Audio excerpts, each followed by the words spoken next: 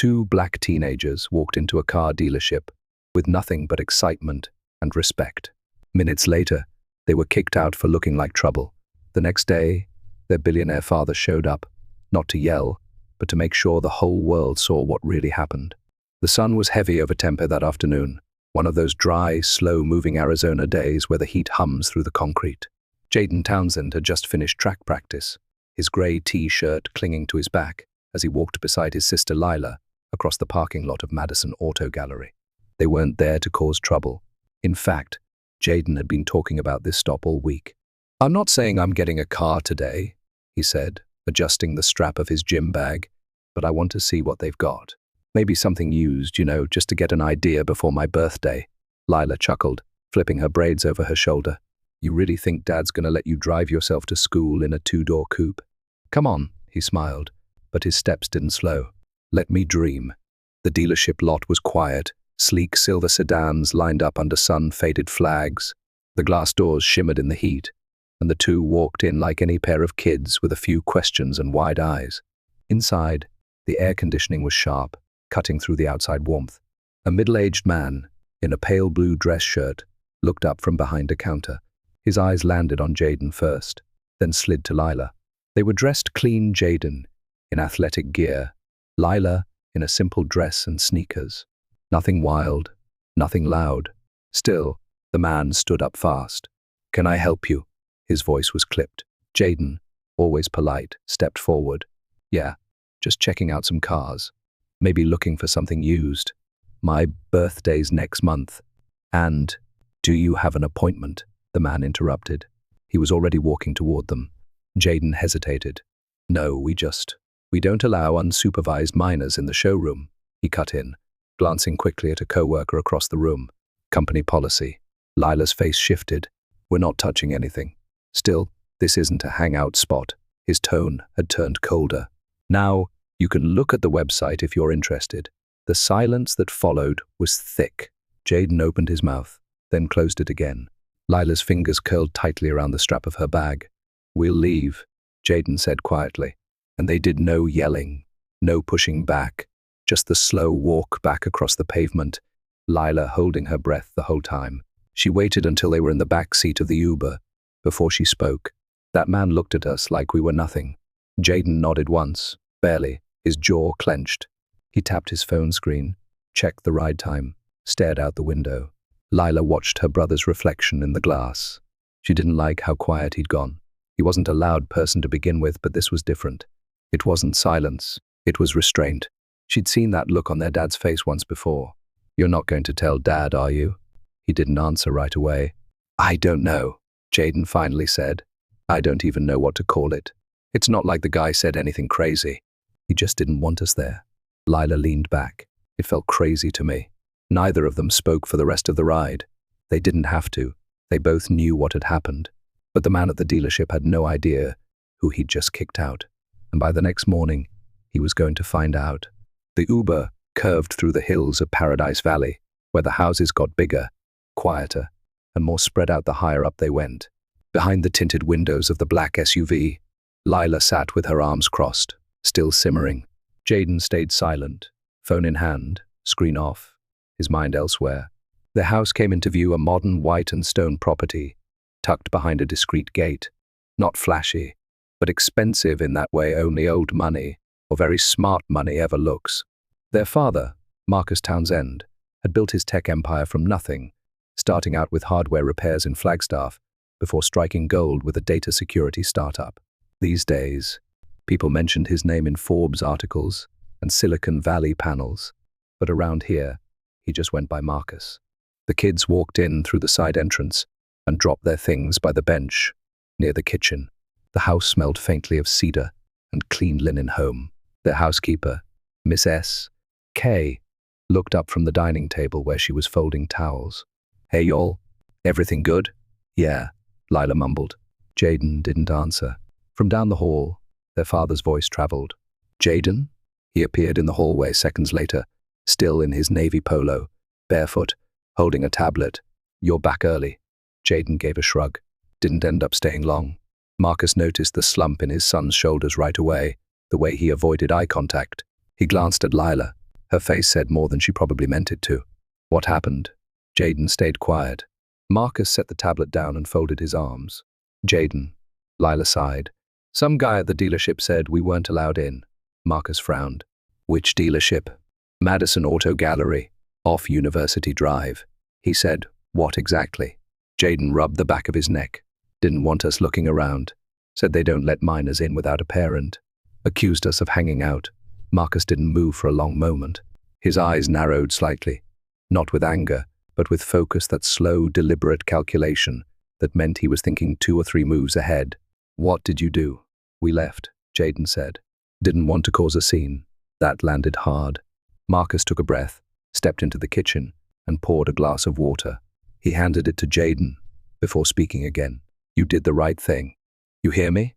Jaden nodded once, but then his father sat down at the counter stool and looked directly at him. I want you to understand something. You are not less than anybody. I don't care if you walk in wearing track clothes or a tuxedo. You carry yourself right, and if someone chooses to see you as a problem, that's on them, not you. Lila leaned against the fridge, watching. Marcus continued, voice low and even. But you should also know this. Silence isn't always strength. Sometimes you let people get away with small things, and they keep doing them to the next person, then the next. Jaden swallowed hard. So what are you going to do? Marcus didn't answer right away. He looked at both of them, then stood up and pulled his phone from his pocket. I'm going to have a conversation. Lila blinked. With who? With whoever's running that place, he said, walking out of the room. Tomorrow morning. The next few hours passed with an odd kind of stillness, no raised voices, no frantic calls. Marcus made dinner like usual: grilled salmon, asparagus, rice.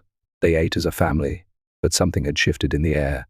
It wasn't anger, it was purpose. That night, Jaden stared at the ceiling for a long time before falling asleep. He wasn't sure what his dad meant by a conversation, but he had a feeling it was going to be louder than any shouting ever could be. And across town, the man at the dealership had no clue that a storm was already on its way. Madison Auto Gallery opened at 9 o'clock a.m. Sharp. By 8:45, the staff had already started trickling in keys, jingling, coffee cups in hand, sunglasses still on the usual Monday rhythm. Derek Holton, the assistant sales manager, leaned against the front desk with his iced Americano and scrolled through his phone. He didn't recognize half the names in his inbox anymore. Turnover was high. The job paid well if you knew how to sell, and he knew how to sell. By 9:03, they had one customer in the lot, a navy blue Rolls-Royce Phantom gleaming under the Arizona sun. It didn't pull into a regular space. It didn't idle in the back. It glided right up to the front doors and stopped. No one got out at first. Derek glanced at the receptionist, then stepped around the desk. You expecting an appointment? Nope, she said, eyes locked on the car. Then the door opened. Out stepped a tall man in a dark blazer, slacks sharp enough to cut glass, shoes polished like a mirror. He moved slowly, calmly, no wasted steps. He pushed the glass door open and stood at the entrance for a moment. Good morning, he said, voice smooth but firm. I'm looking for your manager. Derek hesitated. I'm the assistant manager. What can I help you with? The man looked at him directly. You're not who I need. That's when Kyle Lenson, the general manager, came out from the side office, tall, red-faced, always looking a little too stressed. Morning, he said quickly. I'm Kyle. Can I ask what brings you in? The man reached into his jacket pocket and handed him a card. Kyle read the name slowly. Marcus Townsend, founder and chairman, TNS Global. He looked up, his face beginning to pale. Wow, sir, I wasn't expecting. I imagine you weren't, Marcus replied, stepping further inside. I won't take much of your time. Kyle gestured to his office, eyes flicking toward Derek. We can talk in here, but Marcus didn't move. No need for privacy. This is a public place. I'll only speak for a few minutes. Kyle nodded stiffly, clearly uncomfortable. Of course, go ahead. Marcus looked around the showroom. Yesterday, 2 kids walked in here. One was my son. The other, my daughter. Kyle blinked, his throat bobbed. I see. They were told they weren't allowed to browse, that they should leave, that this place wasn't for them. Sir, we have. Marcus held up a hand. I'm not here to argue. I'm not here for a refund. I didn't lose anything yesterday, but you did. You lost the chance to do right by two young people who were raised to treat others with respect, even when it's not returned. A few other employees had started to drift closer, pretending to straighten papers or clean counters. Marcus continued, "My children are not troublemakers. They're thoughtful, intelligent, raised with care, and they don't need your validation. But they should have been treated like people, not like threats." Derek looked down at his shoes. The receptionist had stopped typing entirely. Kyle cleared his throat. "Mr. Townsend, if I may, I'm not asking for an apology," Marcus said. "Apologies are easy. What matters is what you believe when nobody's watching, what decisions you make when you think. No one's going to call you on it." He paused, let the silence breathe. "Because next time, it won't be my kids. It might be someone who doesn't have a father with a media contact list, and they'll walk out of here with a memory you won't ever hear about, but they'll remember it for the rest of their lives." Then he turned to go, but just before he pushed the door open, he added without looking back, "You can sell luxury without being small.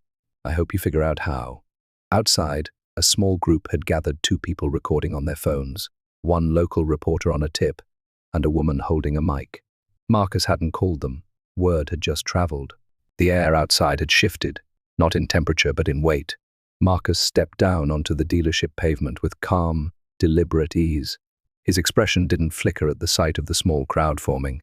Two local college students stood off to the side with their phones out, quietly whispering to each other. One woman from KXME 5 News was already mid-sentence, murmuring into her mic, unsure if she was even live yet. Marcus didn't raise his voice. He didn't look for a podium. He simply stopped near the front door, adjusted the sleeve of his jacket, and spoke. "I wasn't planning to say anything today, but I know how this works. If I don't say it now, someone else will try to speak for me." He looked up, scanning the few faces staring back. "My son, Jaden, and my daughter, Lila, came here yesterday afternoon. They weren't loud. They weren't messing with anything.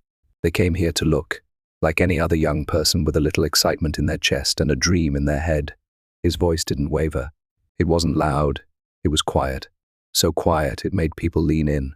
But they were asked to leave, not because they broke a rule, not because they touched something they shouldn't have, but because someone decided they didn't belong here, that they were a problem before they said a single word. The college student holding the phone let out a soft breath, shaky with emotion. Marcus went on.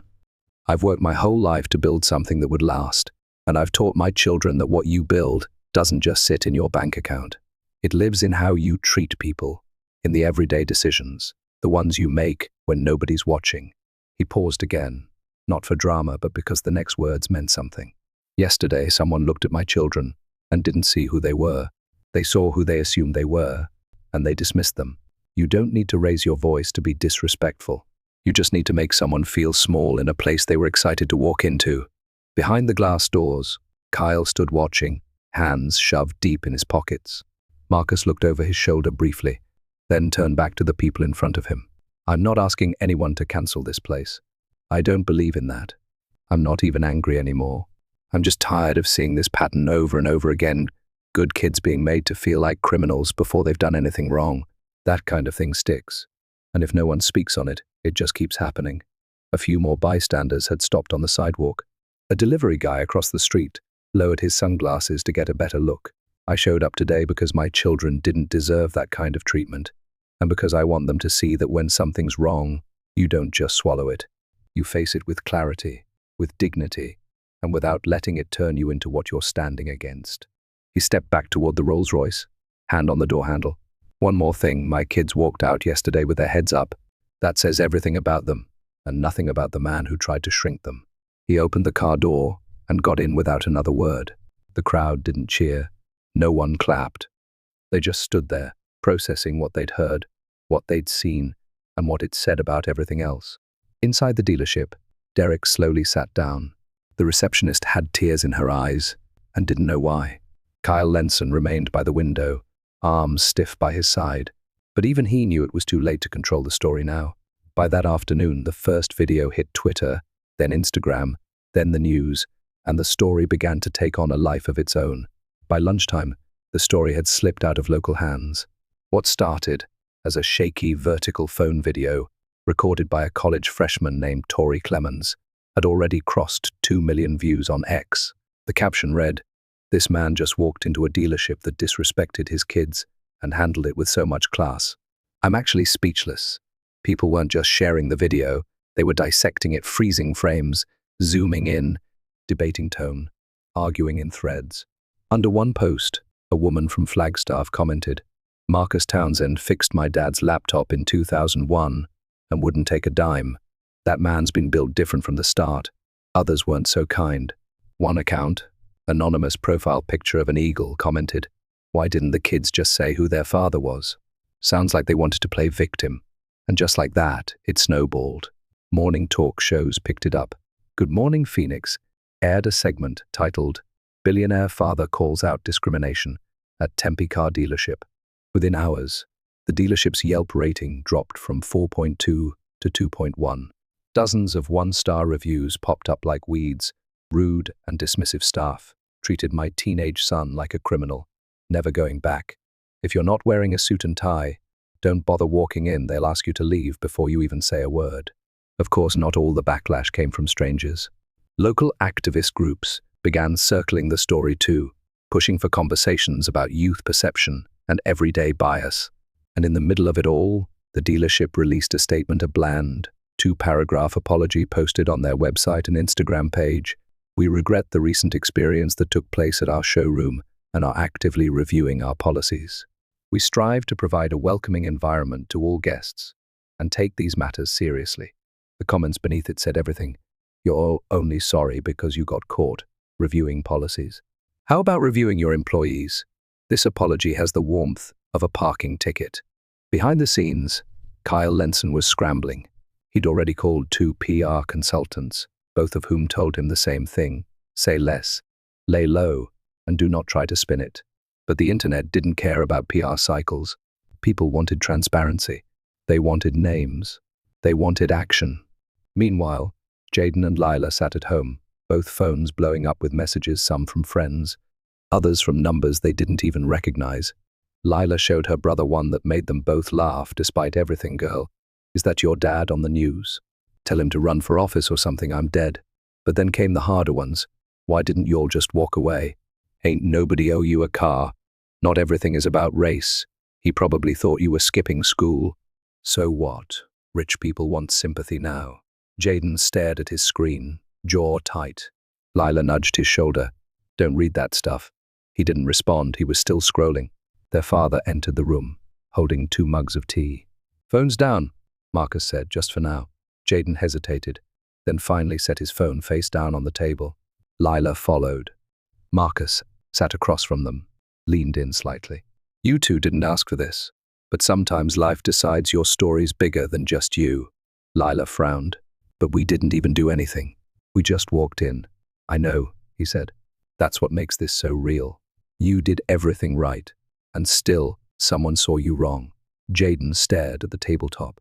"Is it always going to be like that?" Marcus let the question sit in the room for a while. "No," he said, "but you'll face it again. And when you do, you decide who you want to be in that moment." Outside the house, reporters were still circling.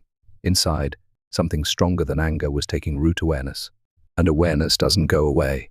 The sun dipped lower behind Camelback Mountain, casting long shadows across the Townsends' backyard. It had been 2 days since Marcus spoke at the dealership. 2 long, quiet days of headlines, messages, and public noise. But here, behind the hedges, it was still. Marcus stood at the grill, flipping salmon fillets with a slow rhythm. Jaden sat at the patio table, elbows resting on his knees, looking out over the lawn. Lila leaned against the railing, her face buried in her hoodie. No cameras, no questions, just family. "You know," Marcus said, not looking up, "when I was 16, I saved up for 2 years to buy my first car. 94 Corolla, faded red, had to roll the windows down by hand." Lila glanced at him. "You said it had no AC, right?" "None," Marcus chuckled. "Phoenix summer nearly cooked me alive. But I loved that car, not because it was nice, because I earned it." Jaden finally turned his head. "You ever get treated like that?" "Like we did?" Marcus nodded once, more times than I could count. Walked into stores and got followed, tried to get bank loans and got laughed at. One time, I got denied service at a diner in Tucson, sat there with my code books in my lap and everything. Didn't make a scene, just left. But why not say something back? Jaden asked. Like you did now? Marcus flipped another fillet. Because back then, I didn't think my voice mattered. I thought keeping my head down was the only way to move forward. He paused, but the grill hissed quietly. That's the thing, son. You spend enough time swallowing disrespect, you start to forget what being seen feels like. And I never wanted that for you or for your sister. Lila sat down beside her brother. Well, you definitely made sure we got seen. Marcus looked at both of them now. Being seen isn't enough. You got to be ready for what comes with it, the praise, the criticism, the people who will love you for standing up, and the ones who will hate you for it. Jaden looked down at his hands. I didn't even want it to be a thing. I just wanted to look at a car. I know, Marcus said. That's what makes it powerful. You weren't performing. You were just living your life. And someone didn't like what that looked like. They sat with that for a moment. I'm proud of you, Marcus added, both of you. You didn't shout. You didn't try to prove anything. You just stayed true to who you are. Lila shrugged. It didn't feel brave. It's not supposed to, he said. Bravery's quiet, most of the time. It's just not backing down from being decent in a world that sometimes isn't. A long silence settled over the yard. Then Lila smirked. So, are we still looking for a car or what? Marcus grinned. I thought you'd never ask. Jaden sat up straighter. Wait, for real? Marcus tossed a set of keys across the table. They landed near Jaden's hand, with a soft clink. Check the garage tomorrow, he said. But it's not about the car. It's about who you become while driving it. That matters more than anything with an engine. Lila leaned into her brother, teasing. You better not crash it on the first day. Please. Jaden shot back. I'm driving like it's made of glass. Marcus laughed, and for the first time in days, the weight of the moment started to lift. Some stories end with outrage, others with silence, but this one ends with a lesson. Sometimes the best way to fight back is to stay standing, calm, honest, seen. If this story made you feel something, share it, and don't forget to subscribe for more stories that challenge, connect, and remind us who we really are.